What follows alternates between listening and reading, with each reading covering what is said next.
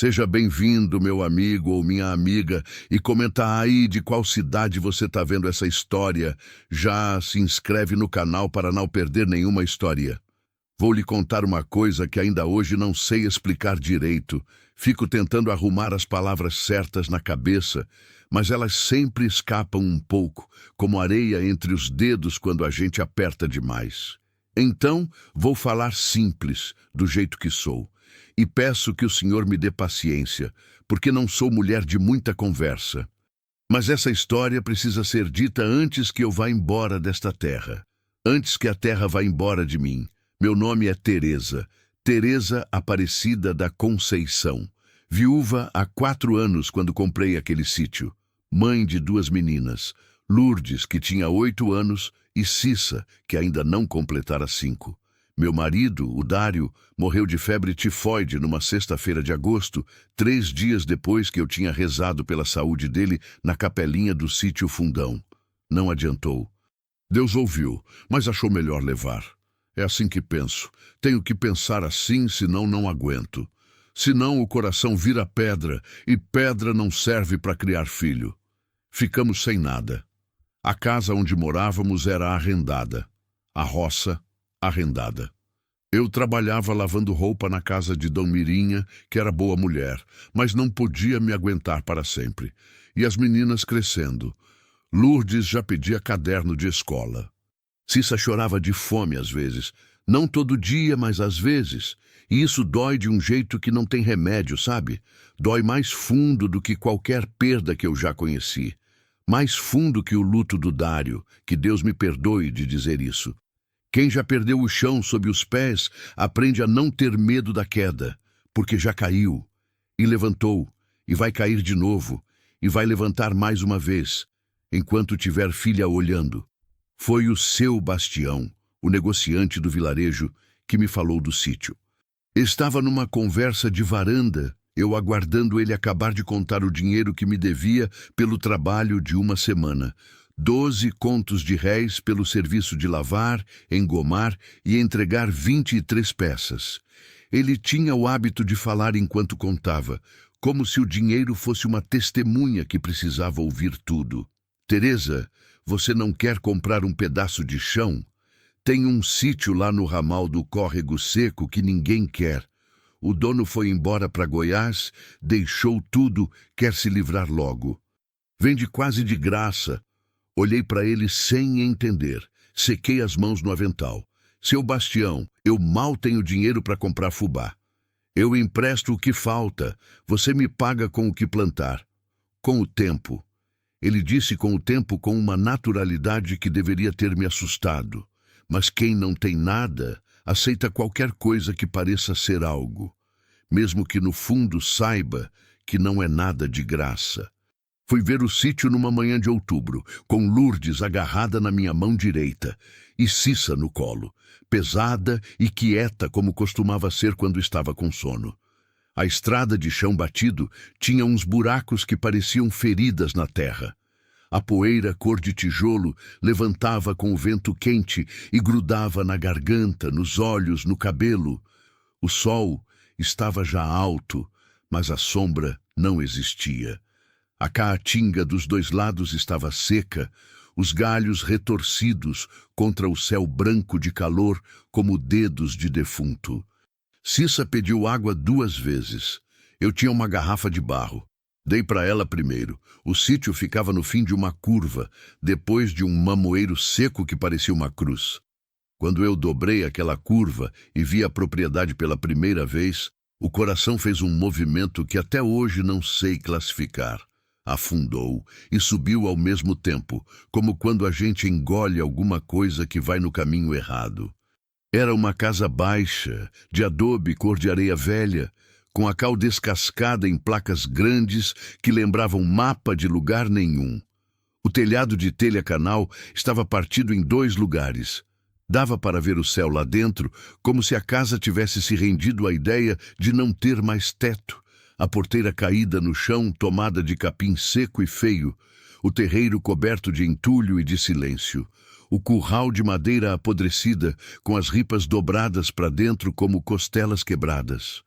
E no meio do quintal, Aquilo que mais me chamou a atenção, que mais ficou na memória, um poço antigo, tampado por 3 tábuas velhas cruzadas sobre a boca, como se alguém tivesse posto uma tampa de vergonha em cima de um segredo que não queria ser visto.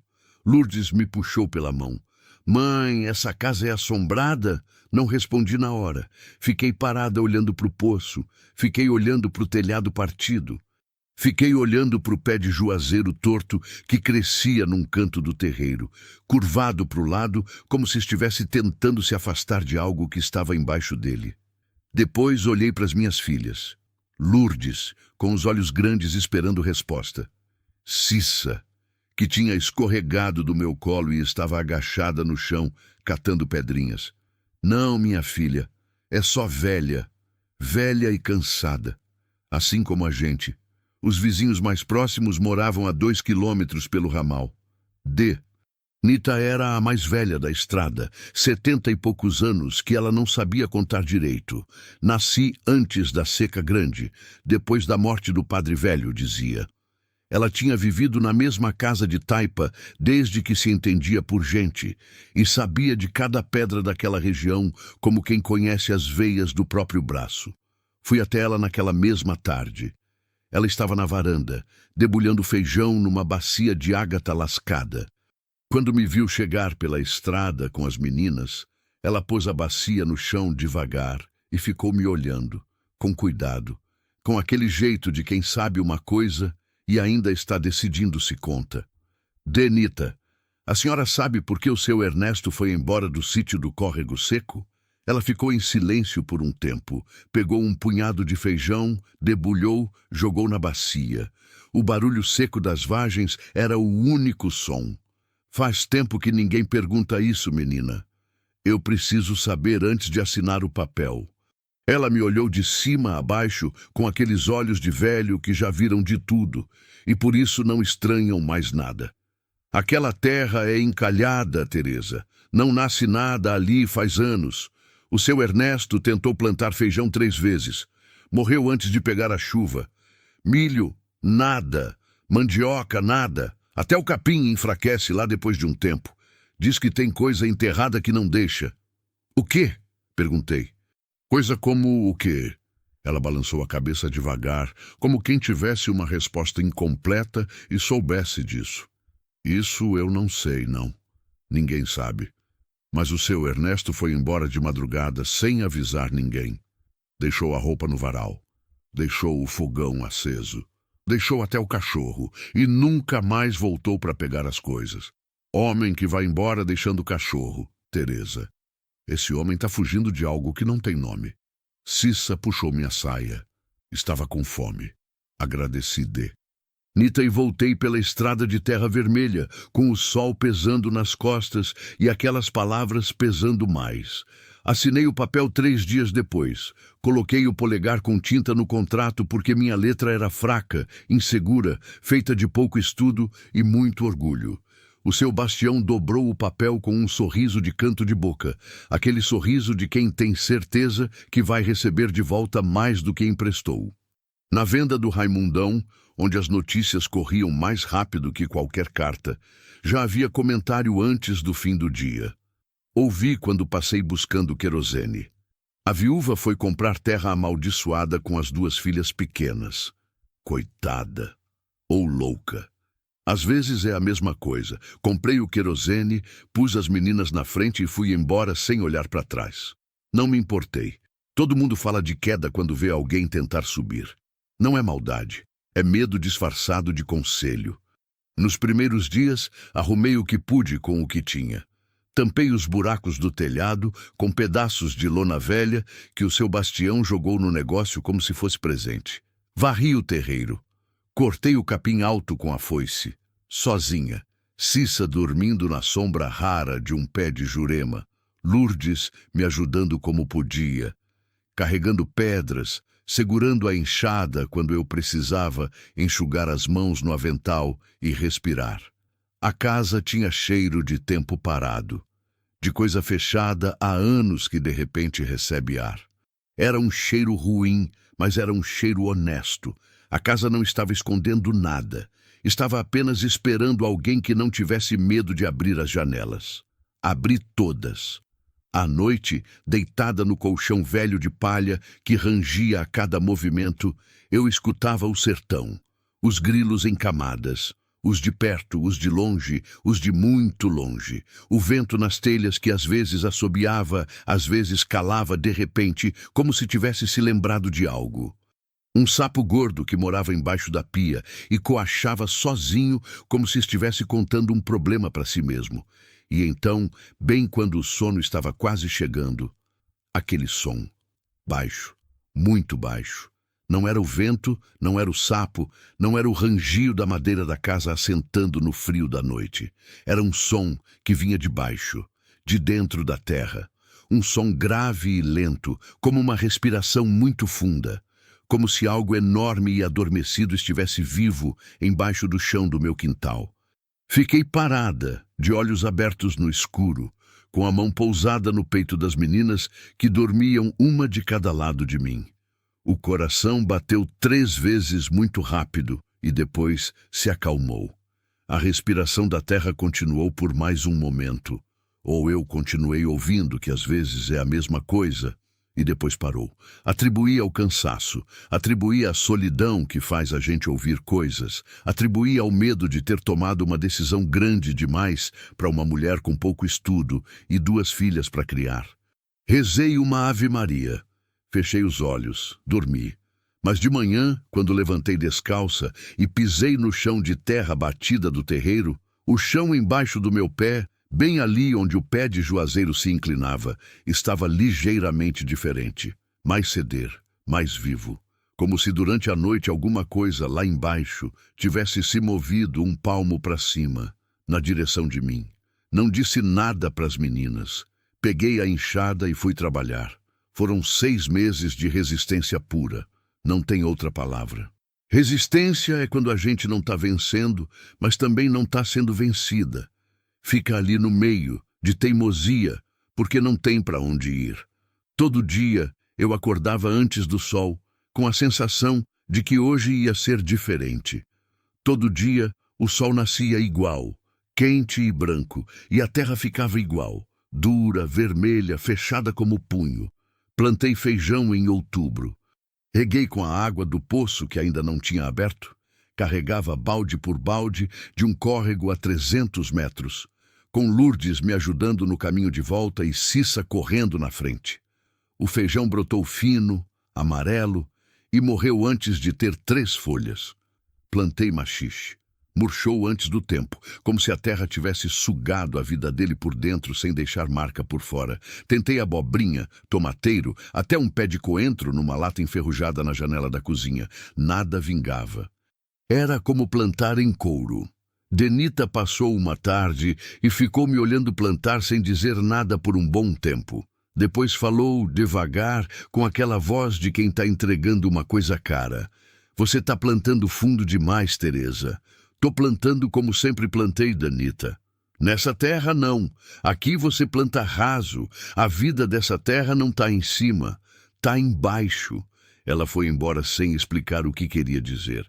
Fiquei com a frase na cabeça por dias, de manhã à noite, virando ela de todos os lados, como se fosse uma peça de um quebra-cabeça que eu ainda não tinha o resto. O que me segurava, o que me fazia não vender o contrato para o seu Bastião por qualquer preço e ir embora com as meninas, era aquele cheiro. Aparecia nas manhãs frias, quando a terra ainda não tinha esquentado. Eu saía descalça para o terreiro, a grama seca estalando embaixo dos pés, e de repente ele chegava. Cheiro de terra úmida. Não o cheiro de chuva. A chuva não vinha fazia meses, o céu estava branco de seca. As nuvens que apareciam eram só promessa mentirosa. Era um cheiro de dentro, de profundidade, de terra que guarda água no ventre como uma mãe guarda filho. Eu parava onde estava, me ajoelhava no chão, cheirava a terra como um cachorro, com a cara quase encostada na poeira vermelha, os joelhos se sujando. Lourdes me olhava da porta da cozinha, com aquele olhar de criança que ainda não sabe se o que vê é normal ou não. Mãe, tá bem? Tô bem. Vai tomar café. Era sempre no mesmo canto que o cheiro era mais forte. Entre o poço tampado e o pé de juazeiro torto, num espaço de talvez 4 metros quadrados, que parecia não ter nada de diferente dos outros. A terra ali era vermelha como em todo lugar. O capim ralo como em todo lugar. Mas embaixo, eu sentia embaixo, havia outra coisa, uma presença, uma intenção. Tem dias que a gente não sabe se está caçando alguma coisa ou se alguma coisa está caçando a gente. Naquele canto do terreiro, eu não sabia. Comecei a prestar atenção de verdade quando Cissa quase afundou. Foi uma tarde de novembro. O sol já estava descendo, aquele laranja pesado que o sertão faz quando quer mostrar que é bonito mesmo que você esteja sofrendo. Eu estava consertando a cerca do fundo, de costas para casa, martelando estaca com um pedaço de cano porque não tinha marrão. Lourdes estava na escola. A escola ficava a 2 quilômetros. Ela ia a pé todo dia com a sandália que Deus dava. Cissa tinha ficado em casa porque estava com um resfriado fraco e eu tinha deixado ela brincando com os pedrinhos do terreiro, de olho pela janela. Ouvi um grito, não de dor, de susto. Aquele tipo de grito curto, cortado, que criança faz quando leva um baita susto, mas não sabe ainda se vai chorar. Larguei o martelo e corri. Cissa estava parada no meio do terreiro, com o olho arregalado, olhando para o próprio pé esquerdo. Ela tinha pisado naquele canto, exatamente naquele canto entre o poço e o juazeiro, e o chão tinha cedido. Não muito. Não o suficiente para machucar, mas o suficiente para assustar. O pé dela tinha afundado uns 15 centímetros, como se a terra embaixo fosse esponja, e ela tinha precisado puxar a perna com força para se soltar. Ainda dava para ver a marca, um buraco oval com as bordas trincadas, como casca de pão que cede quando aperta. Me ajoelhei na frente da filha. Machucou? Não. O chão me comeu, mãe. Não comeu, não. Só cedeu. Por quê? Não respondi. Peguei Cissa no colo, levei para dentro, assentei ela na cadeira da cozinha com um copo de água. Depois voltei para o terreiro sozinha. Me ajoelhei na beira do buraco que o pé da Cissa tinha aberto. O sol estava baixo, a sombra do juazeiro caía comprida sobre mim. Enfiei a mão no buraco com cuidado, dedo por dedo, como quem cumprimenta alguém que não conhece. A terra estava fria, úmida, cheirava a fundo, a velho, a coisa viva guardada há tempo. Fui descendo os dedos, 2 palmos, 2,5, até que toquei algo que não era terra. Era mais firme, mais liso, tinha textura de barro prensado, ou de pedra mole, ou de alguma coisa que eu não tinha nome para dar. E então, embaixo da minha mão espalmada, 2 palmos dentro da terra, senti uma pressão, suave, rítmica, como o peito de alguém dormindo. Aquele movimento mínimo, quase imperceptível, de quem respira fundo e devagar. A terra estava respirando. Ou algo dentro dela estava. E minha mão estava em cima desse algo como orelha de mãe em cima do peito de filho doente, ouvindo se o coração ainda bate. Tirei a mão tão rápido que arranquei a pele do dedo mindinho num caco de pedra enterrado na borda. Fiquei olhando para o sangue escorrendo no pulso. Fiquei olhando para o buraco. Fiquei olhando para o poço tampado a 4 metros dali, com suas 3 tábuas cruzadas que pareciam me encarar de volta. O sol foi embora enquanto eu ficava ali parada. Os grilos começaram. A noite chegou devagar, como sempre chega no sertão, sem pressa, sem pedir licença. Só levantei quando Cissa me chamou da janela com voz de fome. Naquela noite o som voltou, mais claro do que da primeira vez. Eu estava deitada de olhos abertos no escuro, com as meninas dormindo, o teto baixo sobre mim e a lamparina apagada para economizar querosene. 00:30, talvez. O sapo debaixo da pia tinha calado. Os grilos tinham afastado. Só o vento nas telhas. E então, aquilo. Era um som grave, muito abaixo do grave, quase mais sentido do que ouvido, como quando passa caminhão pesado na estrada e a casa treme levinho sem fazer barulho. Não é som, é vibração que sobe pelo chão, pelas paredes, pelos pés. Assim, um pulso lento, rítmico, com intervalos de uns 12, 15 segundos entre um e outro, como respiração de coisa muito grande e muito velha dormindo no fundo da terra. Cissa se mexeu no sono, colocou a mão em cima da minha. Não acordou. Foi gesto de quem sente algo mesmo dormindo. Contei 20 pulsações. Na 21ª parou. Fiquei esperando mais. Não veio. Só silêncio. E depois os grilos de volta, e depois o sapo, e depois o mundo normal se rearmando como se nada tivesse acontecido. Fiquei acordada até o galo cantar. Chamei Denita 2 dias depois. Ela veio apoiada no cajado, com o chapéu de palha na cabeça e uma expressão de quem não se surpreende com mais nada nesta vida, mas presta atenção em tudo. Levei ela até o canto entre o poço e o juazeiro. Ela parou na beira, olhou para o chão por um longo tempo, sem falar. Depois abaixou devagar, com dificuldade, e colocou a palma da mão espalmada na terra, como eu tinha feito. Ficou assim por uns 2 minutos. Eu não falei nada. Cissa e Lourdes espiavam da janela. Quando ela levantou, tinha uma expressão diferente no rosto. Não era medo, era reconhecimento. O rosto de quem vê algo que suspeitava, mas não tinha certeza. Minha Nossa Senhora! O que é, Denita? Ela demorou para responder. Olhou para o poço tampado, olhou para o juazeiro torto, olhou para o espaço entre os dois como se estivesse medindo. Teresa, isso aqui é terra de nascente. Tem água subterrânea passando por baixo. Veio viva, correndo por baixo dessa terra toda, provavelmente desde que o mundo foi feito. Mas por que não nasce nada se tem água embaixo? Porque tem coisa tampando. O poço ali, aposto que está entupido ou envenenado lá dentro. Quando um poço entope, a água que devia subir fica circulando por baixo, sem saída, e com o tempo começa a acidificar o solo. A terra fica sem respirar. Ela me olhou com aqueles olhos de 70 e poucos anos que já viram muita coisa enterrada aparecer. Abre esse poço, menina. Eu acho que você vai entender tudo quando abrir esse poço. Não abri naquele dia. Fiquei com a enxada na mão por uns 10 minutos, olhando para as tábuas cruzadas. Depois guardei a enxada no canto e fui fazer janta.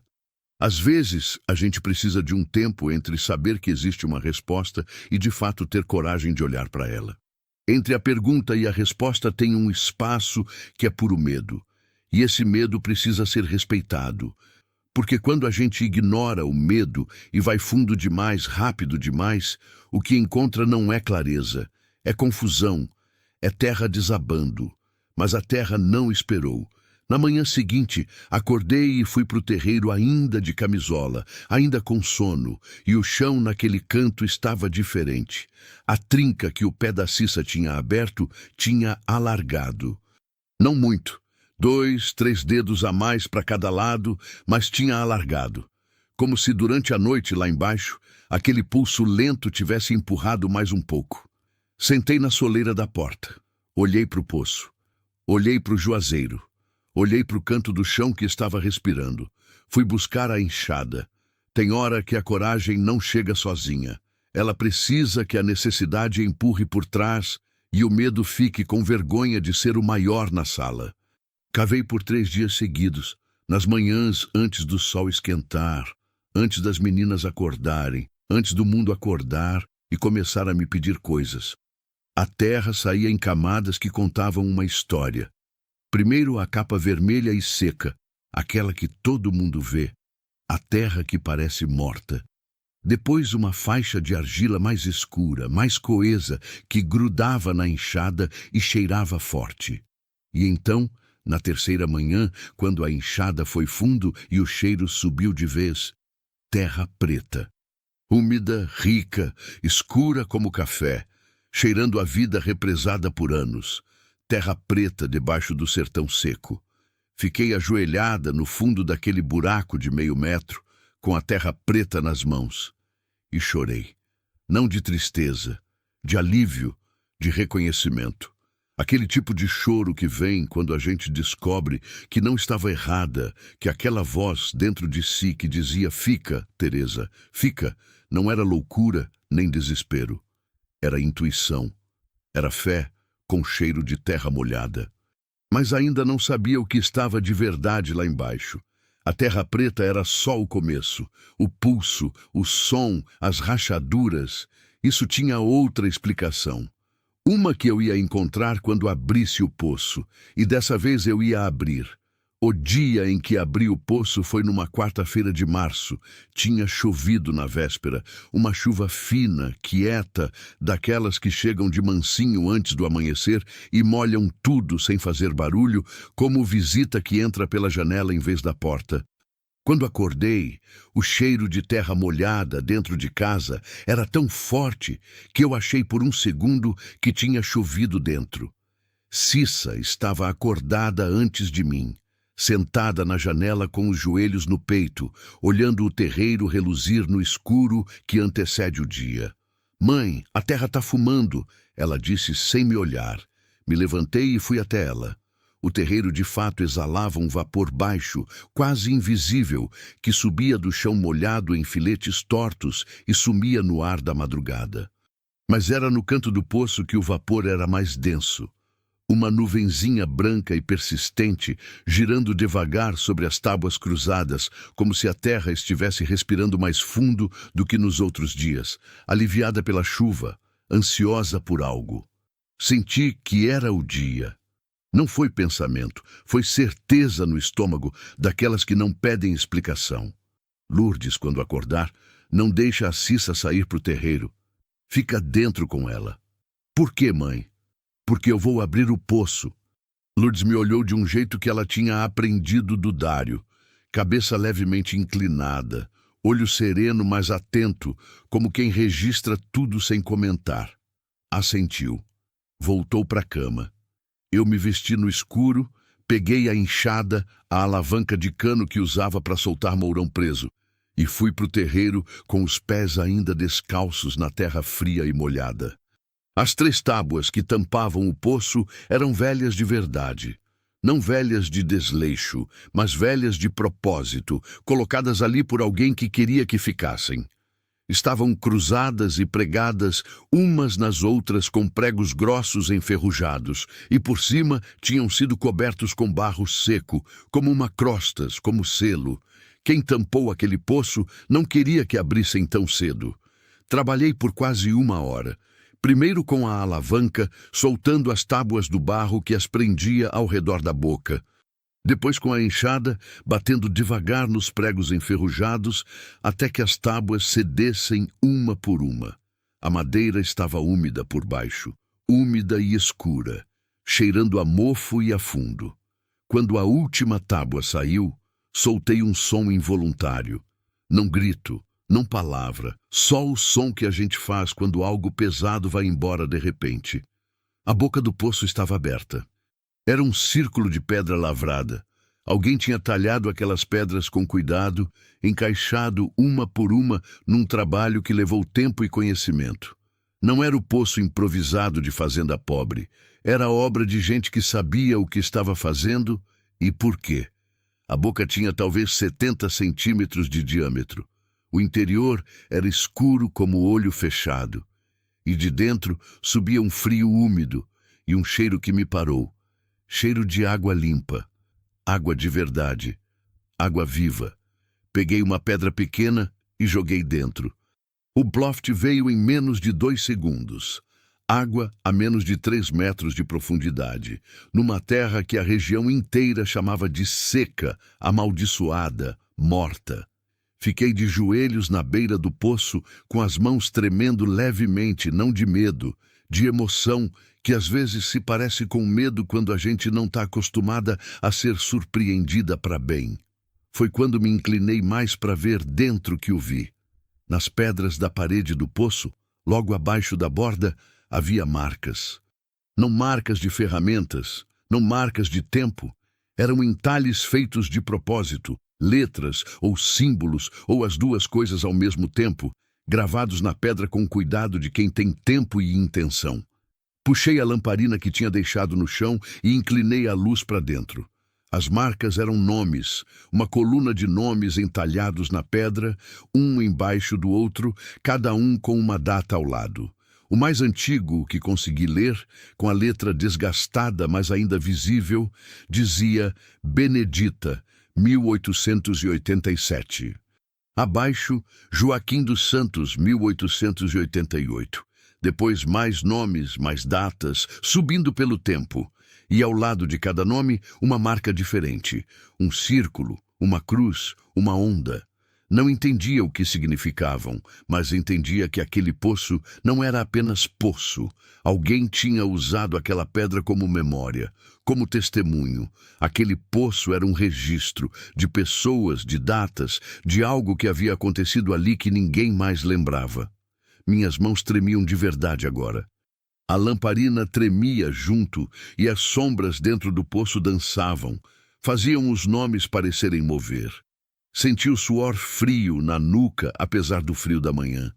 Senti o nó na garganta subir devagar, como quando a gente vai chorar, mas ainda não sabe por quê. Fui chamar Denita. Ela veio mais rápido do que eu esperava para uma mulher de 70 e tantos anos. Quando eu disse abrir o poço e tem nome gravado na pedra, ela não perguntou mais nada. Apenas pegou o cajado e veio. No caminho, ela não falou. Eu também não. O terreiro estava agora com o sol nascendo de lado, aquela luz de março que é dourada e ainda fria ao mesmo tempo. E as poças da chuva da véspera refletiam o céu rosa entre as marcas do chão batido. Denita chegou na beira do poço e ficou olhando por um momento. Depois abaixou com dificuldade, pôs o joelho no chão e se inclinou para dentro com a minha lamparina. Ficou assim por um longo tempo. Longo demais para quem está curvada sobre um poço com 70 anos nos ossos. Eu não disse nada. Esperei. Quando ela se endireitou, o rosto dela tinha mudado. Não de medo, de reconhecimento, como no outro dia, mas mais fundo. Como quem acaba de ver o nome de alguém que amou numa pedra que não esperava encontrar. Ela ficou um tempo em silêncio. Cissa tinha saído porta afora, apesar da minha ordem, e estava parada atrás de mim, quieta como nunca ficava, segurando minha saia. Lourdes estava na janela. Denita! O que é isso? Ela balançou a cabeça devagar. Esses nomes, Teresa, são os donos antigos dessa terra. Não os donos de papel, não os que têm escritura. Os donos de raiz. Os que vieram antes do cartório, antes da cerca, antes de qualquer papel assinado. E as marcas do lado dos nomes? Ela olhou de novo para o poço, depois para mim. Círculo é nascimento. Cruz é morte. Onda. Onda é água. Quem colocou a onda do lado do nome foi quem achou essa nascente. Quem descobriu que tinha água aqui embaixo. Era um modo de dizer. Esse foi quem encontrou.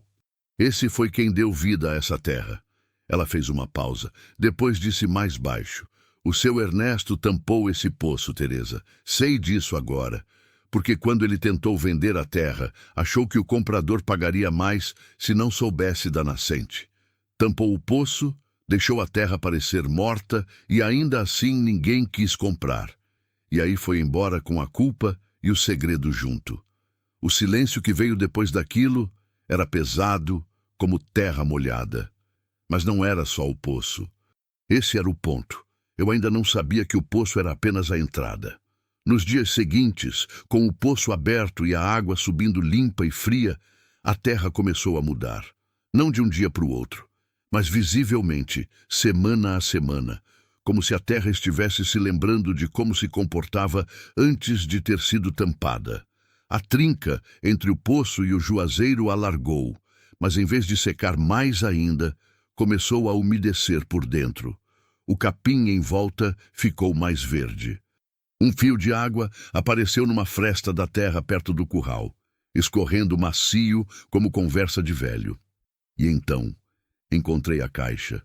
Estava cavando perto do juazeiro, não buscando nada, só tentando entender a extensão da nascente, quando a enxada bateu em algo que não era pedra nem raiz, era oco.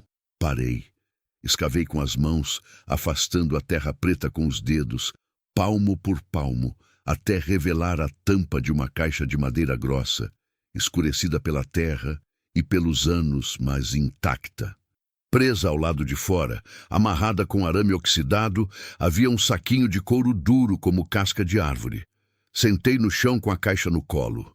As mãos não queriam abrir, não de medo exatamente, mas de respeito, de consciência de que algumas coisas, uma vez abertas, não voltam a ser fechadas. Olhei para o céu por um momento, depois abri.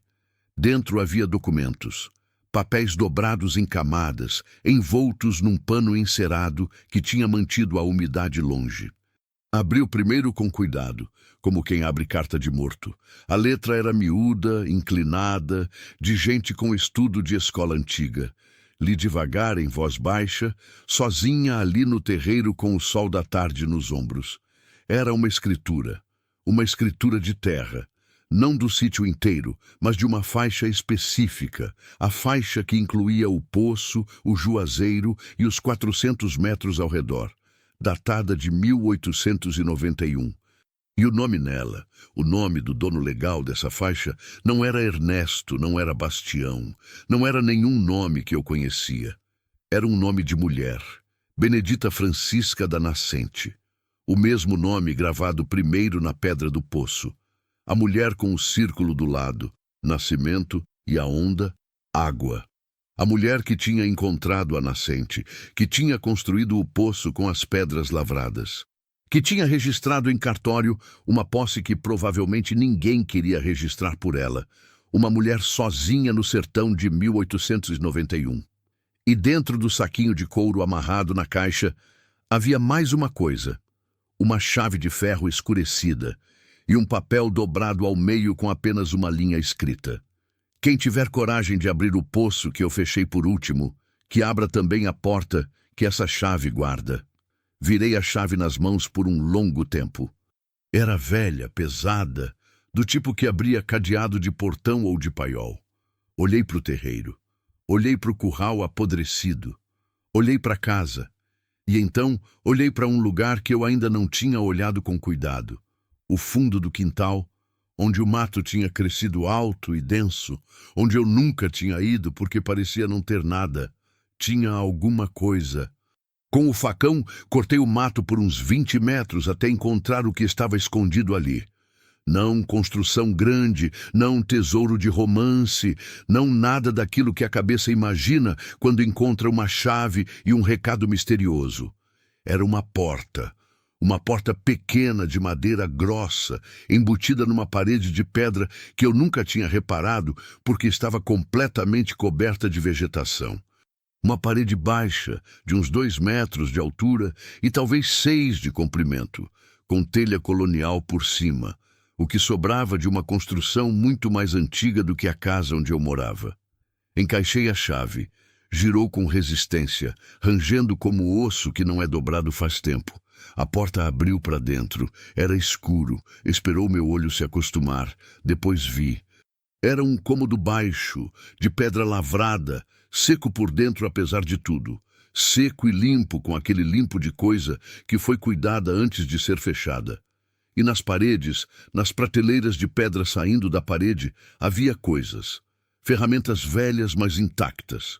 Sementes lacradas em potes de barro com tampa de cera. Sementes de variedades que eu nunca tinha visto. Recipientes de água selados. Um baú pequeno com roupas dobradas. E numa das prateleiras, uma imagem de Nossa Senhora de barro cozido, artesanal, imperfeita e linda, com um terço de sementes enrolado na mão. Benedita Francisca da Nascente não tinha ido embora. Ela tinha preparado. Ela sabia, ou temia, que um dia alguém ia tentar apagar o que ela tinha construído. Então selou o poço por último, escondeu a escritura e deixou tudo guardado para quem tivesse coragem de escavar fundo o bastante. Não era maldição o que pesava naquela terra. Era espera. Era uma mulher morta há décadas, esperando que outra mulher viesse fazer o que ela não conseguiu terminar. Fiquei parada na entrada daquele cômodo por um tempo que não sei dizer quanto era. As meninas vieram me achar. Cissa primeiro, depois Lourdes, as duas parando na entrada e olhando para dentro com aquele silêncio de criança diante de coisa grande demais para ter palavra. Mãe, quem fez isso aqui? Lourdes perguntou. Olhei para a imagem de Nossa Senhora na prateleira. Olhei para o terço de sementes na mão dela. Pensei no nome na pedra do poço. Pensei na escritura. Pensei numa mulher sozinha no sertão de 1891, cavando, construindo, guardando, esperando. Uma mulher, respondi. Uma mulher que confiou que alguém ia encontrar o que ela deixou. Tem coisa que não é herança de sangue, é herança de coragem. Benedita não sabia meu nome, mas deixou tudo para mim assim mesmo. Fiquei 3 dias com aquela escritura na mão antes de decidir o que fazer. Não é que eu não soubesse, é que sabia demais. E saber demais, às vezes, paralisa mais do que não saber nada. Eu tinha nas mãos um papel de 1891 que dizia que aquela faixa de terra pertencia a Benedita Francisca da Nascente. E eu tinha um contrato de 1919 assinado com polegar tinto que dizia que eu, Teresa Aparecida da Conceição, havia comprado o sítio inteiro do seu bastião. 2 papéis. Uma terra. Uma escolha sobre o que fazer com o que encontrei. D. Nita veio me ver no segundo dia e ficou sentada na cozinha enquanto eu esquentava o café. Ela não perguntou nada. Só ficou ali, como fazem os velhos que já viveram o suficiente para saber que às vezes presença vale mais que conselho. No terceiro dia levantei cedo, peguei a escritura de Benedita, os documentos, a chave de ferro e fui até a venda do Raimundão. Era o lugar onde as coisas eram ditas em voz alta no vilarejo, onde a notícia virava real ao ser contada na frente de todo mundo. O seu bastião estava lá como estava toda manhã. Coloquei a escritura de Benedita na mesa na frente dele, sem dizer nada. Esperei que ele lesse. Ele leu devagar, passando o dedo embaixo das linhas como quem não está acostumado com letra cursiva antiga. O rosto dele foi mudando conforme lia. Não de culpa, que culpa ele provavelmente não tinha, mas de cálculo. De quem está medindo quanto aquilo ia custar. Onde achou isso? Enterrado, debaixo do juazeiro do quintal. Teresa, papel velho não vale nada. Escritura de 1891, não tem registro em cartório válido hoje. Eu não vim aqui por causa do cartório, seu bastião.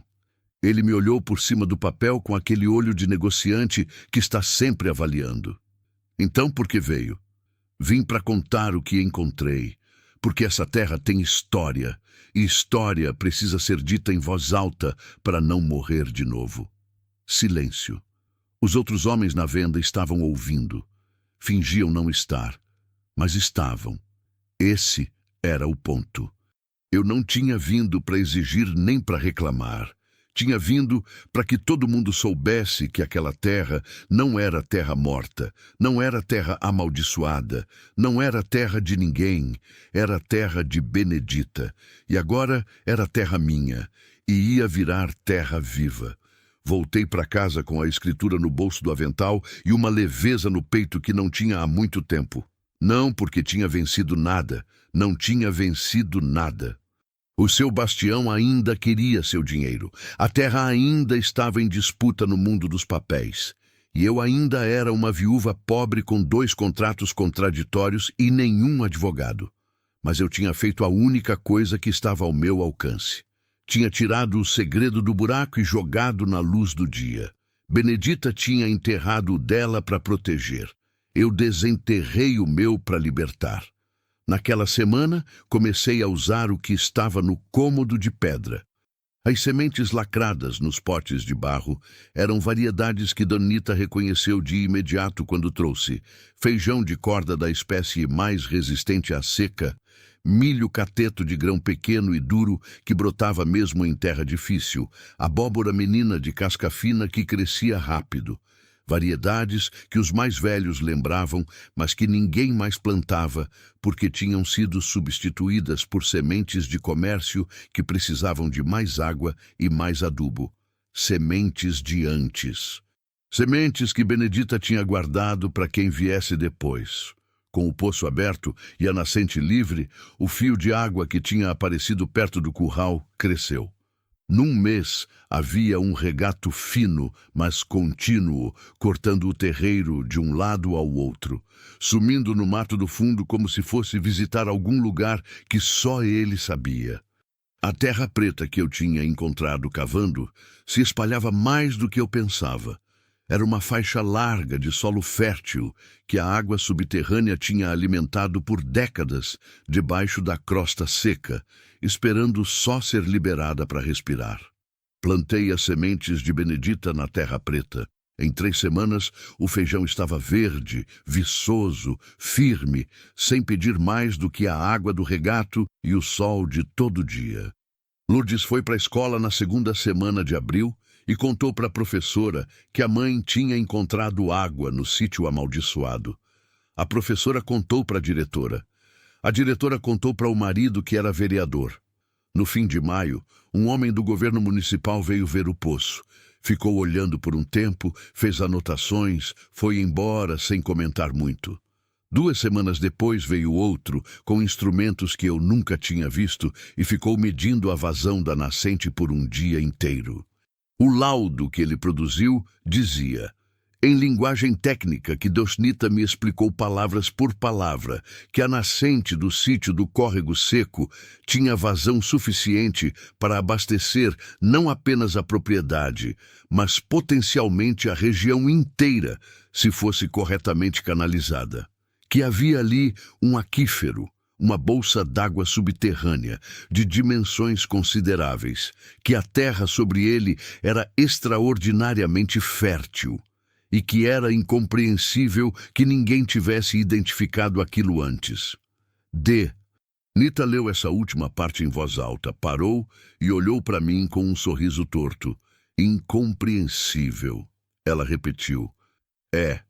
Para quem não sabe que tinha gente querendo que ficasse escondido. Em julho, pela primeira vez desde que eu tinha chegado naquele sítio, vieram vizinhos que não eram de Nita. Vieram a família do Zé das Pedras com a mulher e os 4 filhos, que tinham uma roça a 3 quilômetros e que sofriam toda seca com o mesmo desespero que eu. Vieram os Mota, que tinham tentado plantar melancia e perdido tudo na estiagem de fevereiro. Vieram uns que eu não conhecia de nenhum lado, que tinham ouvido falar não sei onde. Ficamos no terreiro com o sol quente nas costas e eu mostrei o regato, o poço, a roça de feijão que estava alta e carregada. Mostrei as sementes que tinham sobrado. Mostrei o cômodo de pedra com as ferramentas de Benedita. Não discursei. Não tenho jeito para isso. Só fui mostrando como quem mostra uma casa para visita que chegou de longe. O Zé das Pedras ficou muito tempo olhando para o feijão sem falar. Depois disse com voz baixa demais para ser só conversa. Teresa, isso aqui é milagre. Pensei antes de responder. Olhei para o poço. Olhei para o juazeiro que já não estava torto da mesma forma. Parecia ter se endireitado um pouco conforme a terra ao redor melhorava. Como se a planta tivesse se curvado não de medo, mas de peso. E agora o peso tinha ido. Não é milagre, Zé. É o que estava aqui o tempo todo. A gente só não sabia onde olhar. Ele me olhou de um jeito que eu não soube classificar na hora. Depois entendi que era vergonha. Vergonha boa, do tipo que vem quando a gente percebe que duvidou de algo que merecia fé. A gente riu de você quando comprou esse lugar, Teresa.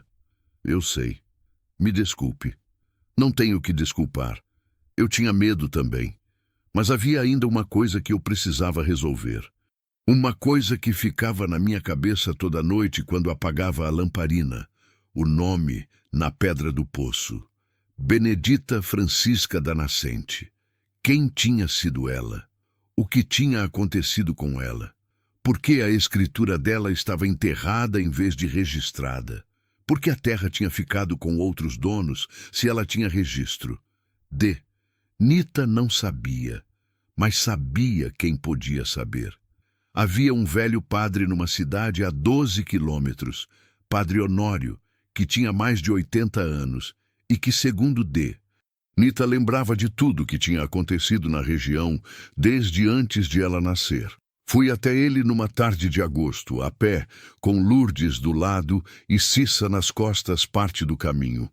Padre Honório me recebeu na varanda da casa paroquial, numa cadeira de balanço de madeira que rangia igual ao meu colchão.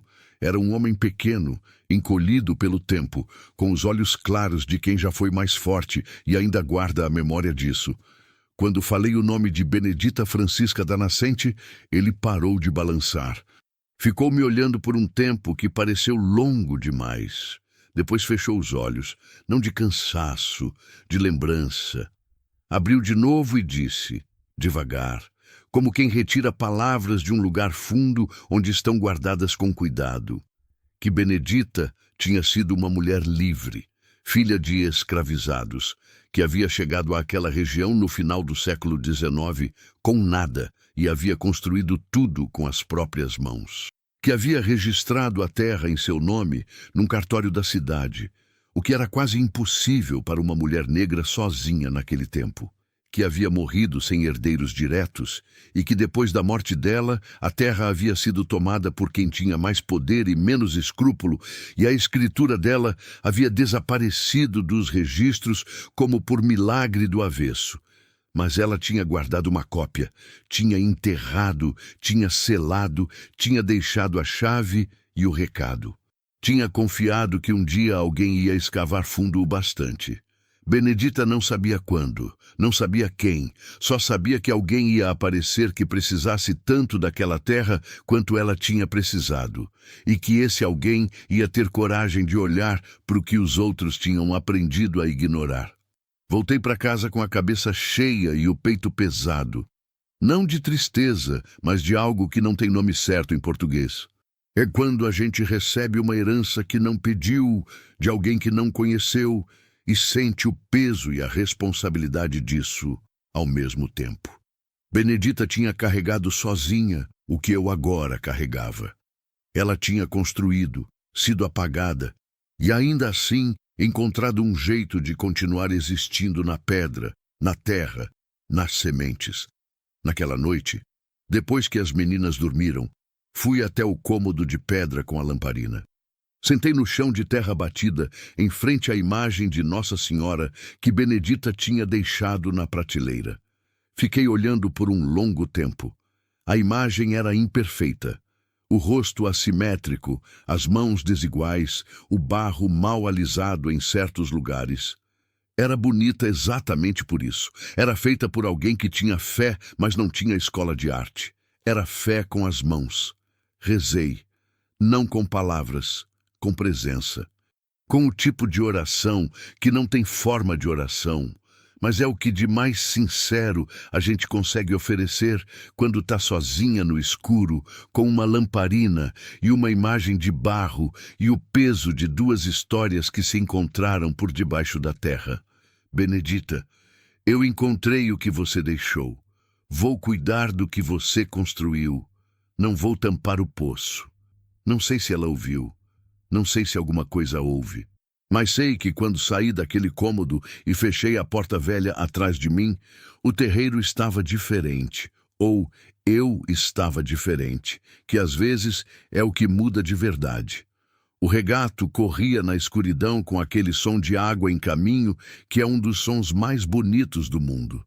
O feijão estava lá no escuro, crescendo quieto como cresce toda noite, sem que a gente precise ver. O poço estava aberto, respirando com a terra. Fui deitar com as minhas filhas. Dormi sem ouvir nenhum som vindo do chão. Porque a terra não precisava mais me avisar de nada. Tinha encontrado quem precisava encontrar. É isso que eu tinha para contar. Sei que o Senhor vai perguntar. E todo mundo pergunta. Se foi mesmo assim, se a terra respirava de verdade, se eu ouvi mesmo aquele pulso, ou se era cansaço, loucura, solidão de viúva nova em chão estranho. Não vou responder isso com certeza, porque certeza é coisa que a gente tem quando não viveu de perto. Quando a gente está dentro da história, o que tem é fé ou medo, ou as duas coisas ao mesmo tempo, e às vezes a única diferença entre uma e outra é o que você decide fazer com elas. O que eu sei com certeza é o que posso tocar. Que o poço existe e tem água boa, que as sementes de Benedita cresceram onde nada crescia. Que a escritura dela está agora registrada em cartório. Custou 2 anos de disputa e a ajuda de um advogado de cidade que aceitou trabalhar em troca de promessa de pagamento. E que aquela terra é minha e das minhas filhas por direito de 2 papéis, o dela e o meu. Que os vizinhos que riram de mim vieram pedir semente e eu dei sem cobrar. Que Denita veio morar aqui no fim de 1922 porque a casa dela estava caindo e eu tinha quarto sobrando. Que Lourdes passou no exame do ginásio no ano passado e vai estudar na cidade em fevereiro. E que toda manhã, quando acordo e piso descalça no chão do terreiro, o chão está firme. Não cede mais. Não precisa mais. A terra já disse o que precisava dizer. Há um nome gravado na pedra do poço que ainda hoje ninguém além de Teresa e Denita já leu por inteiro. Na última linha, abaixo de todos os outros nomes, abaixo de Benedita e Joaquim e de todos os que vieram antes, alguém gravou, com letra nova, numa pedra velha,